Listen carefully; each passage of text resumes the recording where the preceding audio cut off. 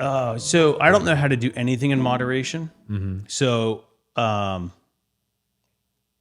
I started fishing, it wasn't just like, oh, let's go out and be a weekend warrior. No way. It was, let's learn this as fast as possible and let's go enter tournaments. Right. And one thing led to another. And like 15, 16 years later, I've traveled all over the world. And when I literally can't do anything in moderation. So then I actually find myself limiting what I do I know what you're saying. because I can't stop. You can't stop.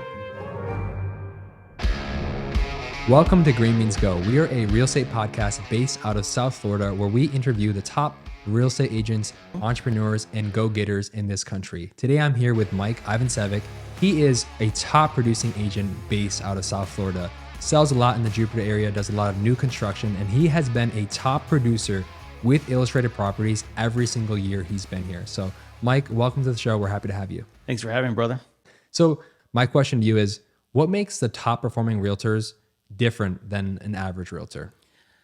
I would say your average realtor gets into this business just to be average, right? I'm going to be my own boss. I'm going to work limited hours. I'm going to make a living. Then you have your hitters, I call them, who get into this business and they're like, I'm going to work harder than any other person and be better than anyone. And you can tell who's in the business to be average and who's in the business to be a hitter. And it's just really mindset going into the business. So I never got into this business to work limited hours or be my own boss. I got in this business to just kick ass. I hear you. And can you tell a hitter from the beginning? I've had some agents that were green, brand new, and came in just rocking it, and I knew it. And I had other agents where I knew it wasn't going to work. Right. And it kind of sucks, but it just, I can tell in the first couple of minutes of just a couple questions. And again, limited hours. I want to work my own schedule, do my own thing. Yeah. It just doesn't work in this business. What three things do hitters have? That's a great question. I think drive, they got to want it. And you can kind of see it in them and they're hungry and they're like, oh, I just want to get in this business and crush it. It's a lot more than 40 hours a week. So if you're coming from a job that's, I'm working 40 hours and I get benefits, you don't have benefits in this business. You don't have 40 hours a week. You make your own benefits and you work unlimited hours, right? Whether it's midnight, running up contracts or, when I can text another agent at 6 a.m. and they respond, I know I'm working with a hitter. With a hitter. It's always. And we'll text each other because we all know we're up. But when someone doesn't respond till 10 because they got out of the gym, it's not a hitter. Not a hitter. Not a hitter. I hear you. So long days are definitely a characteristic of a hitter. So what's super funny is I don't do it anymore, but I used to go to Orange Theory and all the hitters were at the 5:30 class. All the hitters? All the hitters. Then you had I think it was like the 7:30 class. They were pretty good agents. I even showed up at a 10 o'clock class. They were all your loser agents. And I'm like, their priorities were wrong, right? Oh my goodness. It's just, and it was, I always kind of laughed when we always looked around and when you see the early risers and people going at it and getting their day started early, that was a group of hitters. What about a second characteristic of a hitter? You see it and you're like, this is a hitter. I guess it's got to be just a little bit of swagger, right? You got to have a little characteristic, and you got to be smooth. If you're not, and it's just going to bleed out, and the consumer knows right away. So what you're saying is sellers, like they want swagger? Oh, yeah. They want confidence. They want confidence. Yeah, you don't want to answer a question and be like, well, I'm not so sure. You got to know the answer. It's got to come off smoothly, and the consumer knows when you're full of it or when you're telling the truth. And how can someone develop that? Because obviously, as time goes on, you get better at it. Any advice for somebody that wants to, get some swagger, get more confident with their consumer? Yeah, I think confidence comes with knowledge, right? And that's the easiest thing in this business to get. But for some reason, nobody wants to put in the work for the knowledge. I would sit at home and I was just in it, and I just couldn't stop learning everything about this business. And it's so easy to know all the stats. But there's so many agents that have no clue, right? There was, I'll get back to you. I've seen them talk to their clients. I'll let you know what I research. Why don't you know that? This is your market. Yeah. It's not that hard. It's not that big. Whether you're working Jupiter Island, a certain neighborhood, those stats are super simple to find out. And if you're not willing to put that time in to figure it out, what are you doing in this business?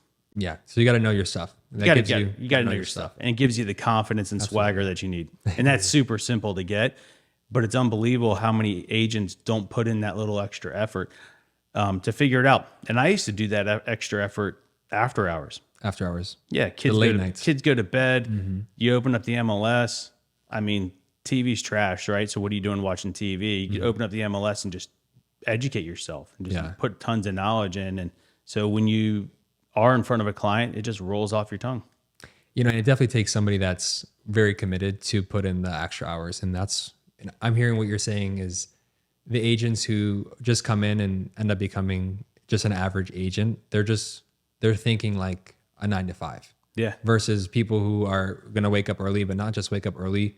After, kids go to bed, you're still working. It's midnight. Yeah. Still working. That really is. Well, think about the makes agent the winner. that gets in this business that's tired of their 9 to 5. That's too many hours for them, right? Oh no. That's even crazier. That's the average mentality in this business is, I want to get out of the 9 to 5. I'm tired of working those many hours, and I want to get into real estate. And you're like, you're in the wrong industry. The wrong industry. It's not even remotely close to a 9 to 5, 40-hour week.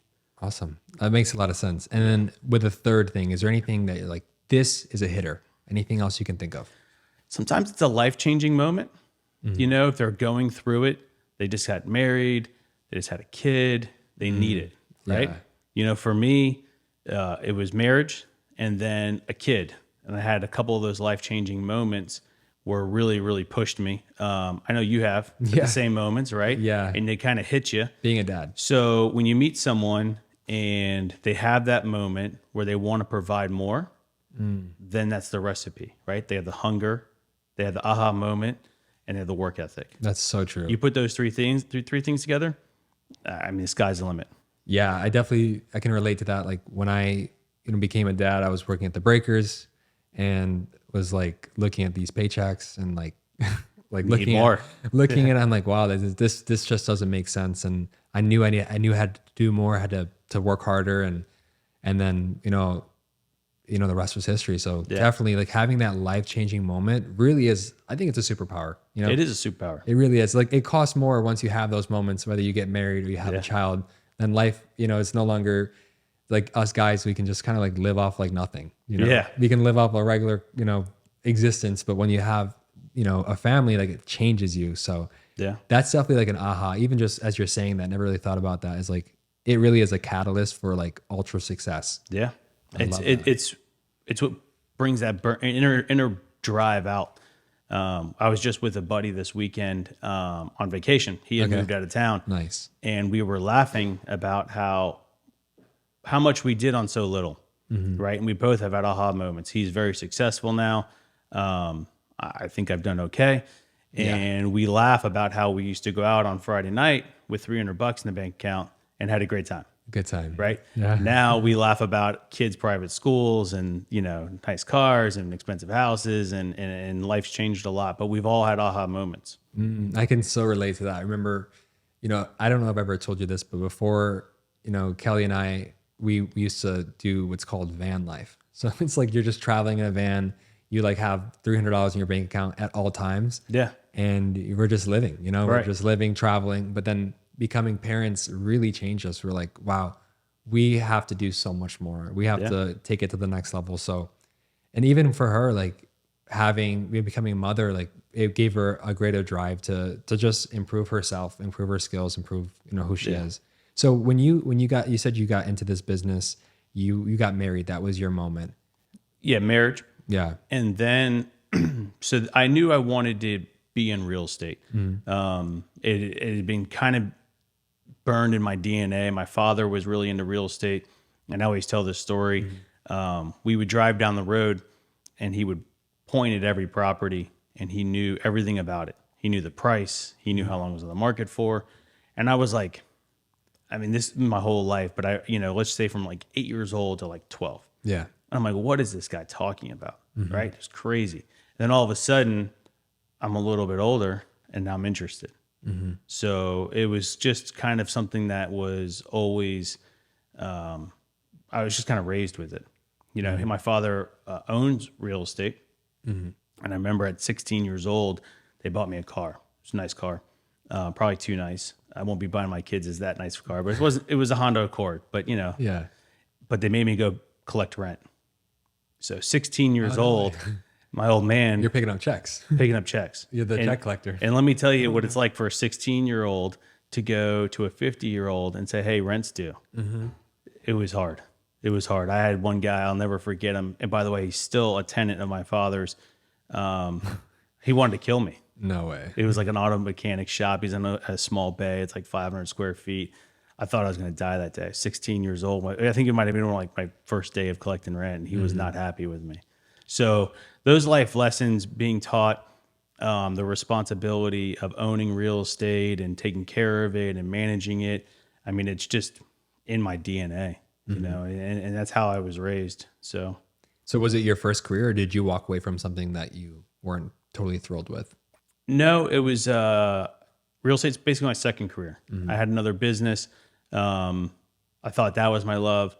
Realized that it wasn't. I saw its limitations. You can only make so much money. And getting married, I was like, I want to provide more. I'm gonna have kids, and then having kids and all that, you just keep leveling up. Right. And even when you level up, you look to the next level. It just, I don't think it ever stops. What I think is cool about real estate, you know, I'm a photographer, so we work with a lot of agents, is it, to me, it looks like sky's the limit for the hitters, right? For the people who are truly hitters, sky's the limit. Can you talk about that with real estate?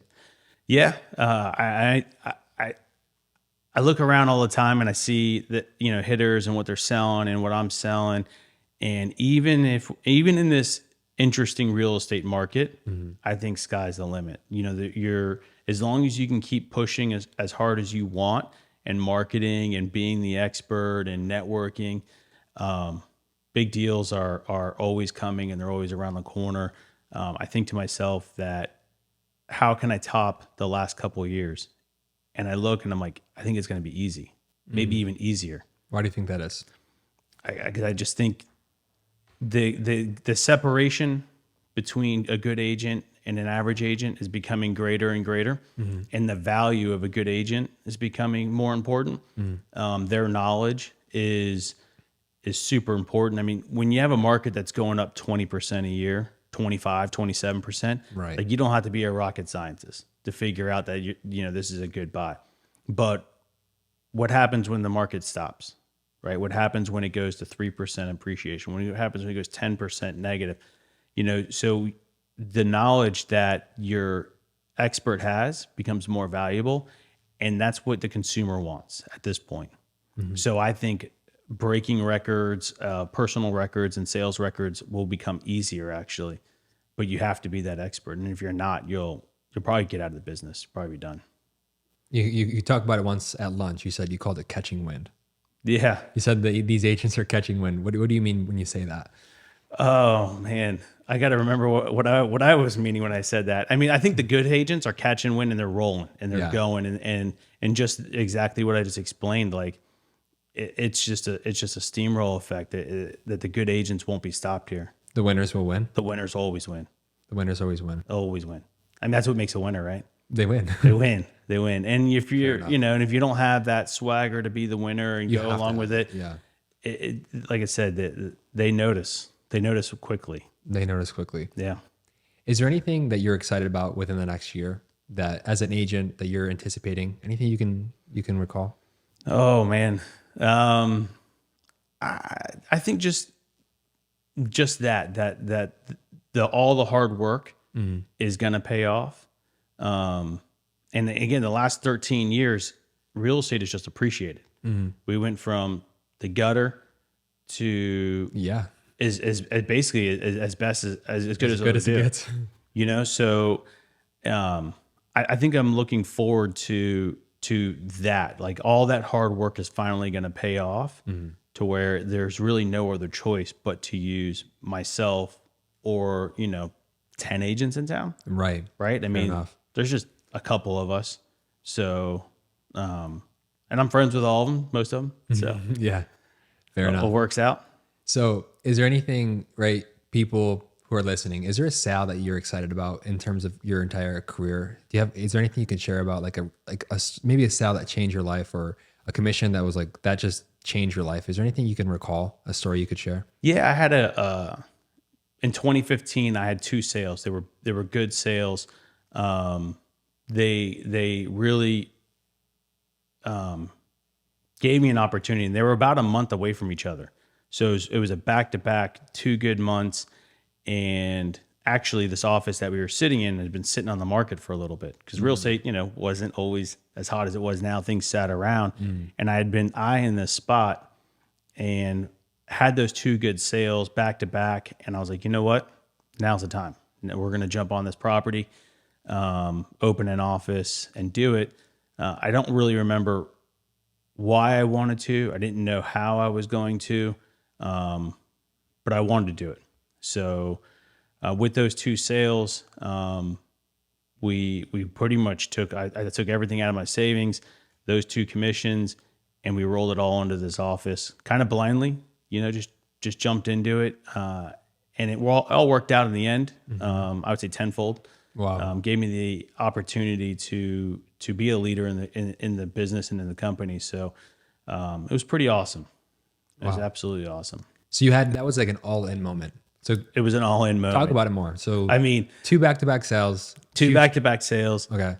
I sell my boat. You sold the Right. boat. I had some equity in the boat. Not the boat. The boat's gone. Oh, no. So 2015 had a cool boat. Yeah. Bought it from a local guy here. Still friends with him.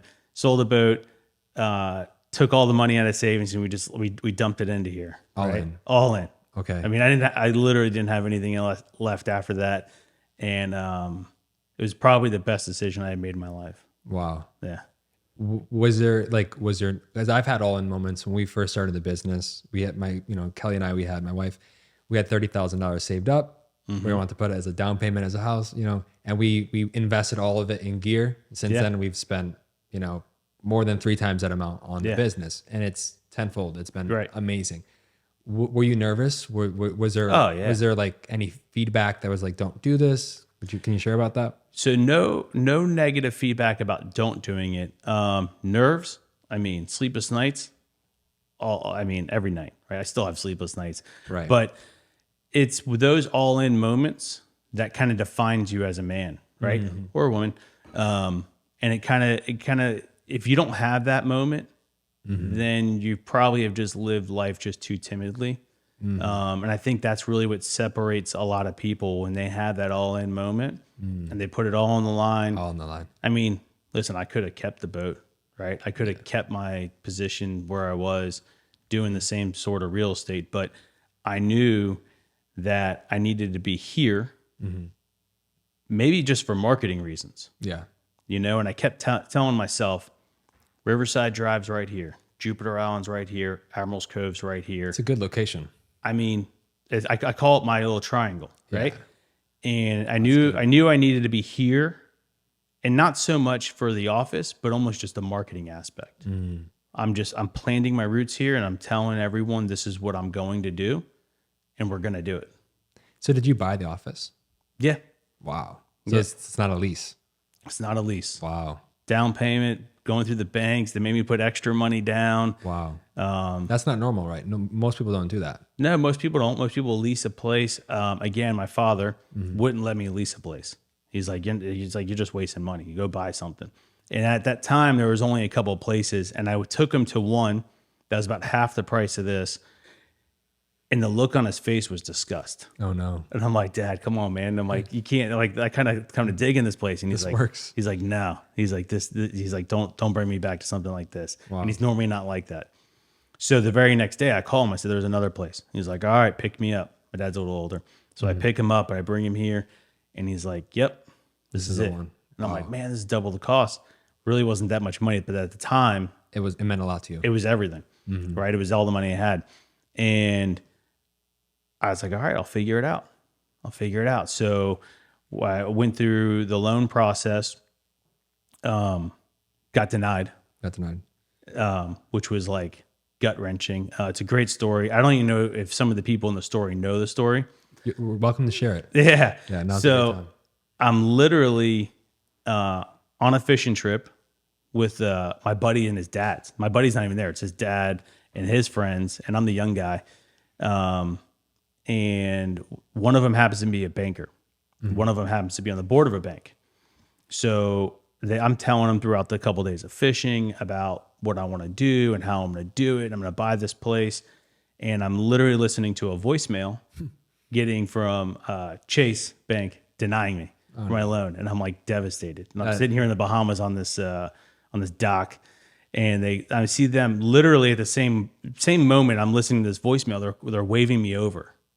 And they're sitting on a park bench and they're like, "Hey, sit down. We want to talk to you." And I'm like, "Great. What did I miss a fish?" And I'm like, "I just got denied for this loan." Yeah. And the banker's like, "We want to work with you to give you that loan." And I'm like, the gentleman you were with? "Yeah." And I'm like, "Oh, wow. That's okay. I'll think about it, guys." And I'm sitting there thinking like, "This is my last shot. This is all I got." So, we go over it, talk about it. He goes, "Will you give me and my bank a shot?" And I'm like, "All right, yeah, let's talk. Let's sit down on Monday." So Monday rolls in. I go in the suit. I'm at the bank. There's VP. He's the president. The board members. My buddy's dad's there, and I'm on a microscope. And I'm not like them. I'm not like some prized possession a borrower at this point. Yeah. And I go over my story. They kind of look at me and they said, "Huh. We'll see what we can do to make this work out." So they made it work out, and I owe those guys a lot. Wow. So I always see them when I see them, I thank them. I don't think they even know what I'm even thanking them for. Yeah. So because it meant a lot to you. Oh, it meant everything to me. I love that. And there's a Bible verse in Ecclesiastes that says favor is not always given to like the wise, and a lot of times it's time and chance. The verse refers to it's like time and chance happens to us all. So that was an example of time and chance was really good for you. Yeah. Like I met my mentor, time and chance at the right time. Yeah. That was time and chance. Do you have any other examples of like you were just at the right place at the right time and you got the chance? Because that's pretty phenomenal. Yeah, that was definitely one of my biggest time and chances, right place, right time moment. I think it happens a lot in my business. It does. I'll be out and someone's like, "You got to talk to Mike. You just moved into town. You're renting." And I feel like it happens all the time. Yeah. I don't know if I have another defining time and chance moment.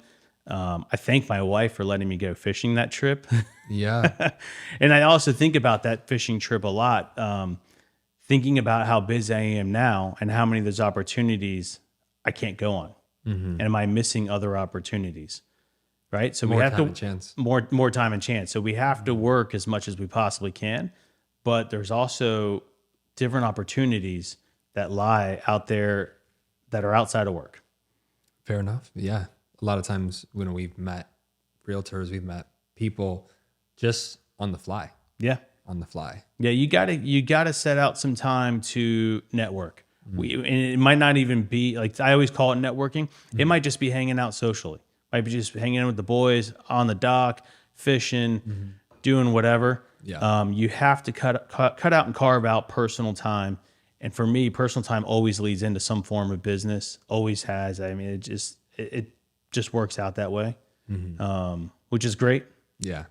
I'm glad you mentioned that because, right, you're at a level of business where you're going to Costa Rica. Yeah. You're getting on these, sport fishing boats. You're out there and obviously to be in that sort of league, it's either, your network has to be different, you don't have an average network. So talk about this. So of course you have a great business, you have a beautiful, family, house, car, but then you're also, what I notice about you that, you don't see in everybody is you also take time to play. Right? Yeah. You get on the boat. I've talked to, my team about it. I was like, I want to get on a boat with Mike one day and catch some fish. Yeah. So talk about your journeys. Like, how did you get to the point where not only can you crush it in your career, but you're also like, you're kind of crushing it in life, Yeah. You pretty much you have it all. So like, talk about these. How did you get to that point where you knew that you could also go to Costa Rica and also go to tournaments? What got you to that level? So I don't know how to do anything in moderation. So, when I started fishing, it wasn't just like, oh, let's go out and be a weekend warrior. No way. It was, let's learn this as fast as possible and let's go enter tournaments. right? And it was, and I started meeting people and started meeting better fishermen and meeting crew and owners, and one thing led to another. And like 15, 16 years later, I've traveled all over the world, and when I literally can't do anything in moderation. So then I actually find myself limiting what I do I know what you're saying. because I can't stop. You can't stop. Like you're, it's really like a high performance character trait. Like Yeah. if you're gonna get into real estate, you're gonna do it at the highest level. And if Yeah. you're gonna get into fishing, You're going to do it at the highest you're level. gonna do it at the highest level. So That's a hitter right there. Yeah. I started shooting a few years ago, and I literally stopped because my next progression was going into tournaments and getting competitive. So I'm shooting like, sporting clays. I had a membership and I'm meeting people, and I'm like, oh my God, it's happening again. I'm That's like, crazy. my wife looks at me and she goes, you can't shoot and fish and have family and work. And I'm like, you know what? You're kind of right. And I was actually becoming a shooter, like super good quickly. It was kind of scary, and all the guys were like, hey, you're pretty good, you want to come out on Saturday, the little tournament? And I'm like, no, we can't do this. So I kind of gave it You had up. to make a choice. I had to make a choice. Yeah. And I'll get back to it. Yeah. I mean, we'll go back there. We'll go back into really anything. So I kind of got my mind a little bit on golf. But I know before I even go buy like real clubs, I got a set of clubs. I know before I go buy real clubs, and I'm like, oh, I know where this is going. I'm going to be like, You gotta be careful. yeah, I got to be careful what I do. 'Cause I hear you. Yeah. I don't know. I don't have limitations. It's just full bore. It's really connecting the dots for me. Like a lot of the top agents that we see on social media or that we work with, they're like outside of real estate, their hobbies, they're like at the highest level of their hobby as well, whether it's golfing or fishing. You see it all the time. The top agents are like on these sport fishing boats with like ginormous fish. And it's common for them. So just like yourself, really people who are hitters, they really kind of hit everything that they go into. Yeah, they dive deep and go all in. So That's awesome. So you talk about, your family, right? And how I've been with your family. I've shot, your family for, one of the packages we did. And, what is it like even just asking for advice, right? I work like really long days. yeah.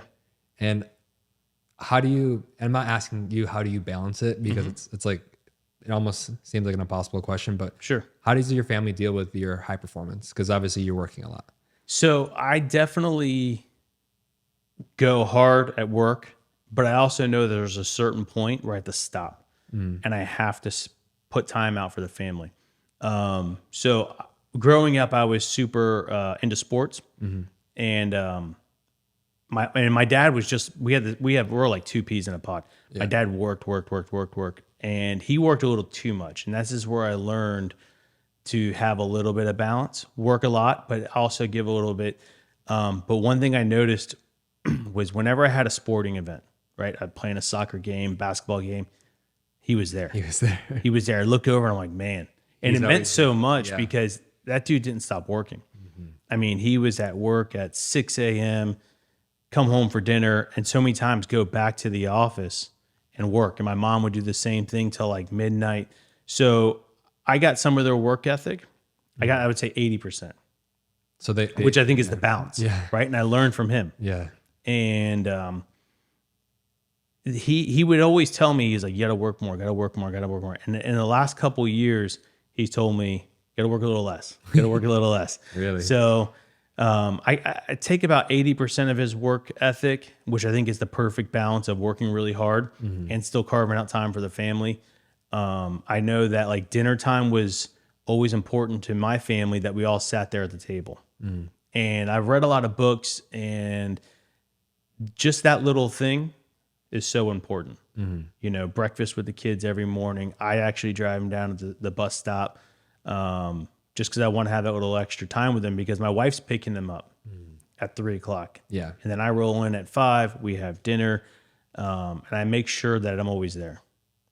So there are days I have to work, showing houses, doing different things. Yeah. But you got to be present. You got to be present. Yep. So what are ways that you're present with your family? So I'm at every game. If I'm in town, I'm at every game, which, I mean, there are fishing trips or whatever that I won't go on so I can be at my kid's game. So I'm present there. I'm there at dinner. We sit down as a family every night. So we're just carve out that time, family time. That's good. You have to, Yeah. and it means a lot to them too. Did it when you mentioned your dad was like amongst like the highest performing people, like working super hard. Yeah. Did that inspire you? What was that like growing up? Did it inspire you? Was it like troublesome for you? I would say all the above. Yeah. Right. It was inspiring that you had someone to work really hard. He was an entrepreneur, so he owned his own business, and I watched him really sacrifice a ton to buy real estate. So he had a business that he always told me, "Hey, the business will make you a good living. Real estate will make you wealthy." So I watched him sacrifice a lot of luxuries that he didn't have. So I mentioned I had a Honda Accord, right? It was a nice, brand new, shiny Fair enough. Honda Accord. My dad drove a beat up Subaru station wagon that actually embarrassed the whole family. Like we even laugh about it today, but he just would sacrifice that for himself and the business and for real estate and for the family. So I always admired watching him do that. But you took a little bit of a different route. I took a little bit of a different route, kind of. I mean, I have the flashy Mercedes, Yeah. right? Which you've told me a million times how much you like it. Yeah, that's nice. But I drove a pickup truck For a long time. for a while. For a long time. Yeah. I mean, I have some nice things. It's a nice pickup truck too. Yeah. But It's a nice truck. I drove that pickup. I mean, how many people have you seen sell luxury real estate out of a diesel pickup truck? It's not common. I laugh, right? It's good for new construction. It's great for new You'll construction. fit in well. That's that was always my thing. Justification. That was my justification. Yeah. I mean, it's total bullshit. Yeah. But Nice truck. It's a nice truck. But I've sold over $100 million of real estate out of that truck. Right. Fair enough. So, and I always tell new agents, the car is not going to earn you business. You earn the car through your business. Okay, cool. I Right? love that. Yeah. So, no one's hiring me because what car I drive. They hire me because of the knowledge that I have. Fair right. enough. So learn the knowledge, buy the car later. When you Fair earn it. enough. Yeah, because when you saw me pull up in my Honda, you probably weren't like, "What's this?" It was this. I loved it. Yeah, I loved it. Yeah. And that goes like back to my dad actually. And you reminded me because I saw you and I was like, it's fading. it's fading. You need a new car, Yeah. but you know what? You're going to buy one soon. I know you, we're building this relationship Yeah. here, but don't rush. Yeah, Who cares? not in a rush. I didn't hire you because your car. I Yeah. hired you because you're good at what you do. Yeah. Right. Appreciate it. I make a joke when I have my suitcase. It's like I say to realtors, "This is my Tesla," because Right. inside the suitcase is like the cost of a Tesla. Oh yeah, for sure. There's probably more expense in that Honda than the car itself for sure. Yeah, exactly. But again, like I've pulled up to plenty of houses and in a truck, which is like I think in real estate kind of it always actually kind of bothered me. Yeah, But at the long run, like I crushed everyone else. Who cares? yeah. And I needed a truck, so a truck's pretty badass. So say it again. I love what you said about the car, buying it. Say it again. Tell realtors this. Don't buy a car for it to make. What is it? Don't buy a car to help you earn money. Earn the car, then buy it. Earn money, then buy the car. Fair enough. Yeah. Sorry, It I was- say it all the time. yeah, And it's hard on the spot. Yeah. But I tell new agents that all the time because you see the hitters and they roll up in their flashy cars and they're like, "Oh my god, I got to do that." Yeah, No. You got to work hard, put in the time, Yeah. and earn that car, yeah. or the house, or the boat, or whatever else. They don't see the progression. Yeah. No. They don't really see like the years that it took to get that car. Correct. Fair enough. And you know what? There's a lot of guys in town that sell a lot of real estate and I think have a little bit of a modest car for what they make. I've got some friends. I mean, they're $100, $200 million producers, and I'm like, they're driving a Yukon, right? Yeah, fair enough. Nice, Nice. but it's not like It's not a Bentley. it's not a Bentley, Fair enough. right? It's not a Ferrari. Yeah. So keep that. I always keep that in mind. Sometimes you can't. And the consumer knows, right? Yeah. If you're acting, they see it from a million miles That's away. not swagger. Right. That's not swagger. No, because then they're You're trying to stressed about buy it. swagger. Yeah, you can't buy swagger. Right. You have You to either got it or you don't. Yeah, that's awesome. Okay, so you also work with new agents, Yeah. right? We've talked about, what does it take to, to be a hitter? What is your advice to agents who want to get to that top percentage of realtors, want to be one of 10 realtors in the top, in their market that are at the top level? Oh. Any advice you have for those agents? So I wouldn't do it the way I did it. I did it on my own, right? If you're serious about the business, work for someone who's doing it. Get on a team, learn, right? So you can do it my way, which will take 4 or 5 years to figure it all out and become pretty successful, or you can actually mentor with someone. And you might work a little differently, right? It might not be for yourself, but in the ultimate long run, it's more for yourself than for the team leader, right? You're learning so much more faster. Yeah. So I would say if you're a new agent and you want to learn and you want to get as much experience and push as hard as possible, work for a large producing team. There's a lot of the team word gets thrown out a lot, and there's a lot of fake teams. And I would say there's about 4 or 5 good teams in the area. Other than the 4 or 5, I wouldn't work for any of the other ones.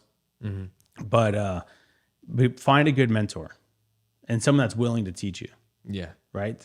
The team word, like I said, it gets used and abused, and some of these new agents get used and abused. Yeah. Right? So I hate that part of the business. What do you mean by that? Like, what are these new agents that got their license? I think there's a lot of fake teams out there. So if you're a new agent, like, oh my gosh, I'm going to work for so-and-so who's an okay producer, and they feel like that's getting close to a real producer. And then they find out that they just were kind of used to do a bunch of open houses, run a bunch of errands, wasn't really provided leads or anything. And I hate, that's like a dirty side of the business to me. There are other teams that will give you structure, leads, or mentorship. I provide mentorship, and I teach people how to create their own business. And people come to me like, I need leads. I'm not your guy. I'm going to teach you how to get your own leads, right? Yeah, teach them how to fish. Right. Teach them how to fish, and then, they'll catch fish and eat for a long time. There are other teams that have a lot of structure and that will help the new agent. If you have time to learn and you need mentorship, then maybe I'm your guy. If you need to make rent and you pay bills right away, probably not your guy. Fair enough. Yep. And that's something that even I was just talking to somebody this morning asking for, advice. Really, like, people who get, like, who will make it, right? And we're on that journey right now. People I've seen make it, they were willing to sacrifice like a comfortable living for some time to make it big. Yeah. So talk about that. Like, you've seen it, you've probably seen it in your career. You've probably seen it many times. You've done it yourself. What is the delayed gratification what's the story of that delayed gratification to win? To win, I mean, I think in the long run, the short-term wins are just like, if you're in it for the short-term wins, they're small.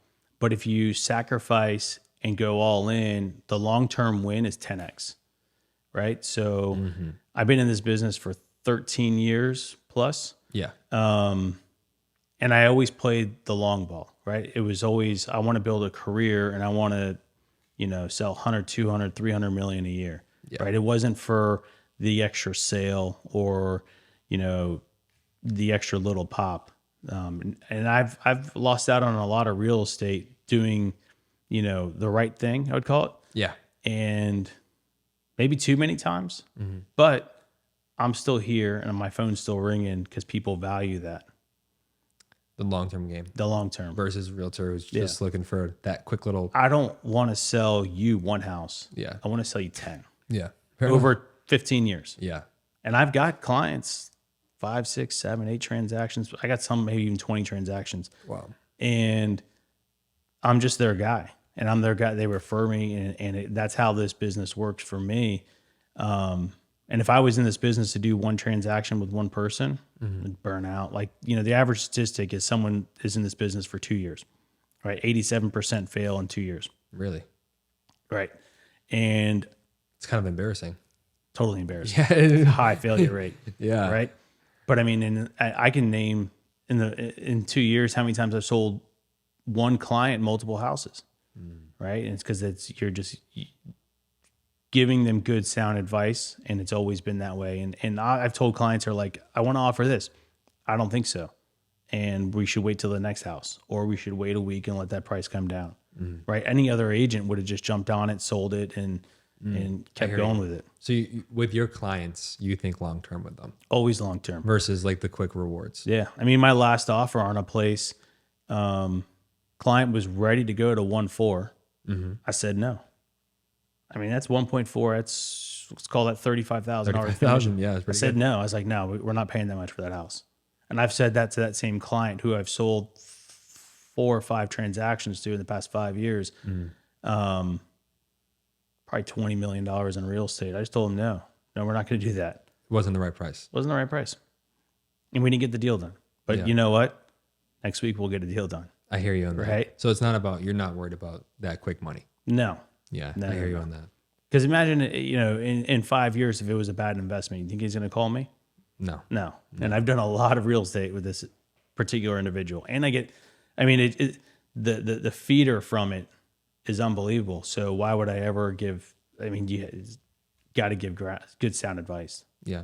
With the rest of this year, what's it going to take? Lots of realtors are listening. What's it going to take for a realtor to be successful for the rest of this year specifically? You're going to work harder than you've ever worked this year.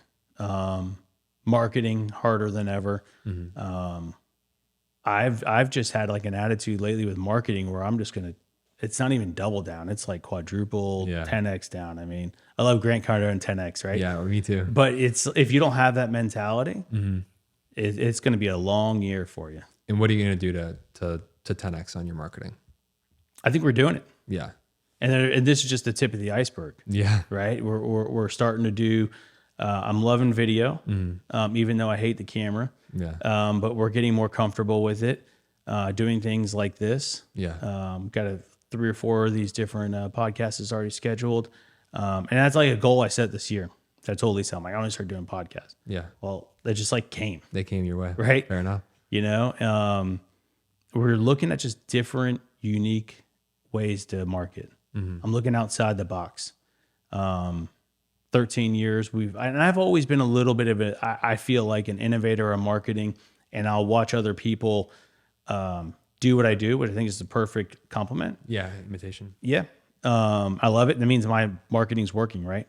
Yeah. So whenever I see it, I don't get upset. Yeah. I'm like, perfect. It worked. You're very intuitive. Yeah. We've sat, at the table many times together. We've sat, with your brokerage, Illustrated Properties, and you're definitely like in a room, like you are so aware of what works and what doesn't work, what's cheesy, what's not cheesy. Yeah. And you always bring that up. I'm like so cautious of not being cheesy. Yeah. When it comes to marketing and how you portray yourself. Yeah. There's a lot of marketing that works. Yeah. That's great for the $500,000 sale. Yeah. And I won't do that. Like you can do some great marketing and get 4 or 5 listings that are $500,000 houses, which are great. Pay the bills, not disrespecting it. I'll do them all day long, but that's not what my marketing is focused towards.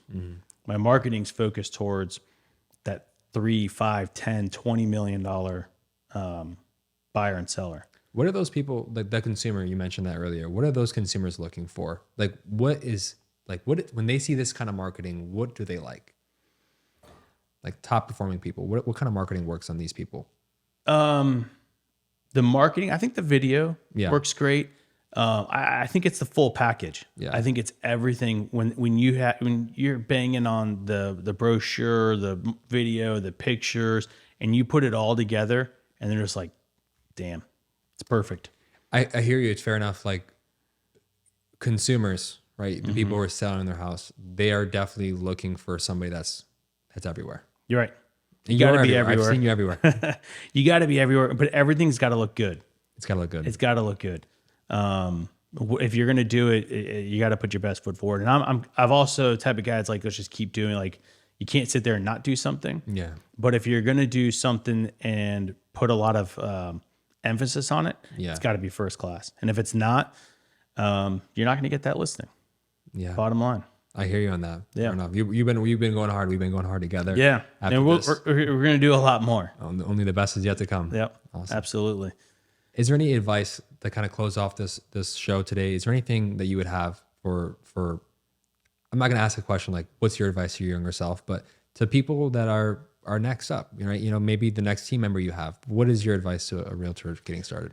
The best advice I would give someone that's in this business of selling real estate is to own more real estate, right?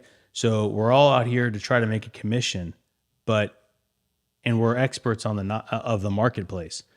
The best thing advice I would do is tell agents to buy more real estate, be the investor, so you have an exit strategy, Wow, that's powerful. right? So Because you guys work for the money. I see it every day. we work for the commission, Yeah. right? The deal's done, you get paid, but what are you doing with the money? Yeah, a lot of people spend it. A lot of people spend it. Lots of vacations, Lots of vacations, looking good, nice dinners, nice Mercedes. nice Mercedes. But what's the exit strategy? Right, You because got to own real estate. gotta own You're the expert in your field. You got to buy more of it and let that take care of you. fair enough. So if you owned a lot of real estate, you could leave it to them. It's your legacy. Wow, that was a great way to finish off. Yeah. You gotta own a real estate. Yeah. Wow, and you practice what you preach. Absolutely. No, you're not a phony. No. A lot of realtors don't own real estate. And that's actually one of the things I think in the next 10 years, I want to go super hard on is just owning more real estate. And I know we talked about it at lunch. Yeah. You're ready to go all in. All in. All Well, in. thank you, Mike, for coming. Thank you, brother. Appreciate it. Yeah, man.